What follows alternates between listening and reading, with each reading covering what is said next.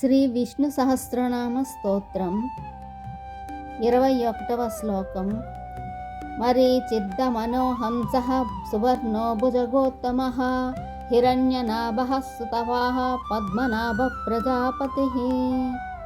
దీని అర్థం, తేజోవంతులలో తేజస్సు గలవాడు, బాధ్యతలను తప్పించుకొని వారిని శిక్షించుటచే దమనహగా ఉండువాడు, తన దివ్య అవతారములలో మందహాసవదనుడై ఉండువాడు, శోభనమైన రెక్కలు గల గరుత్మంతుడుగాను, సర్పములలో వాసుకుగాను అనంతుడుగా ఉండువాడు, బ్రహ్మ పుట్టుకనిచ్చిన స్వర్ణనాభిని కలిగి ఉన్నవాడు, మనస్సు ఇంద్రియముల ఏకాగ్రతతో తపస్సులో ఉండువాడు, హృదయ పద్మమున ప్రకాశించువాడు, అనంత జీవకోటికి ప్రభువుగా ఉంటూ అందరి జన్మలకు కారణమైన వాడుగాను తండ్రిగా ఉండువాడు భగవానుడు శ్రీ మహావిష్ణువు.